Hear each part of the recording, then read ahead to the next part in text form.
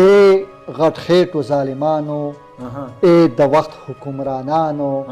یو تپوس درنه کومه ای د دې وطن خدایانو دا وطن زما نیکونو آزاد کړی په وینو دا جنت جنت کشمیر هم ګټلی په وینو تا چې غږ کړی تورې نو یې توره راوښکلې بې تنخوای ستا دا پوله له کالونو نه ساتلې ډیورن لاین چې هر غم په تا راغلی ته یې زړه او ځیګر کړی بیا شملې د عزتونو ستا په سر یې په سر کړی نو زه لمسې او یا بچې یم هم د دې بهادرانو نو تا یې کومه سیله راکړه د دې دومره قربانیان دا سیله یې راکړه ځای په ځای دې راکې جوړ کړل قسمه قسم تنظیمونه بیا دې ورکړل واغو ته د اسلام او دین نمونه زناور یې لکه راښکو رانه ډک یې کړل جیلونه په مریو یې زمونږه چې تیرې چړې راښکلې دغه ټولې تماشې به تا له لرې نه کتل زما ژوند سره دې وکړې پوره 10 کاله دا لوبې چې د سود په دې ونه شو جوړې نورې کړې تا لوبې څه لوبې بیا دې راوستل جازونه توپخانې او هم ټینکونه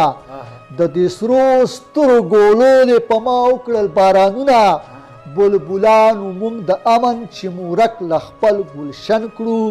په کېږدیو کې مو ژوند شو در په در مو له وطن کړو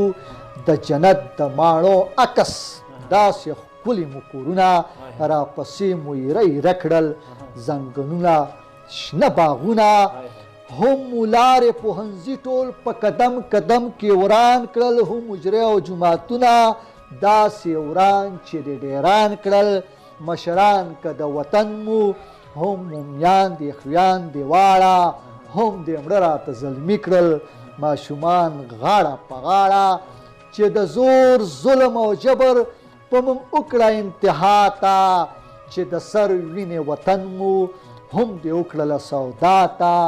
نن به یو سبا به بله په سزا پسې سزا وه نو تا چې داسې سزا راکړه دا مو کومه یو خطا وه دا خطا فقط دا چې قبایل وم فقط دا چې زه ستا نه وم که بیا ستا وم نه تر اوسه چې دا غیر در نه پسوم تاکې یو قانون چلیږي چې پرې حق حقدار ته رسي دلته چغه چې د حق کړي هغه کس پرې دار ته رسي ستا په دا حیات آباد کې پړکا پړکا او چراغونه کالجونه یونیورسټیانې ډک له غرو هسپتالونه ستا دا لوی سویمینګ پولونه ستا دا ستر ښکلي پارکونه ستا بچي څه صفا ګرځي سپین لاسونه او سپین مخونه خو زمونږ ورته لار نشته راته جوړ د غر دیوال کړو دا غیور او بهادر کو زناور باندې د شمار کړو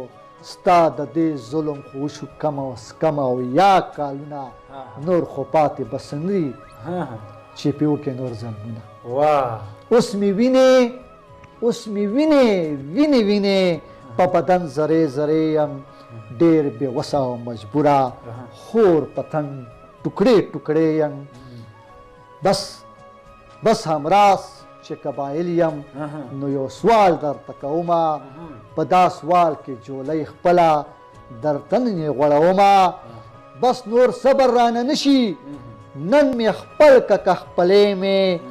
یا مې پرېږده پاس کابل ته که له ځان جدا کوې مې ګنې بیا اسلام آباده زه به غږ پښتونستان کړم او په دې پښتونستان به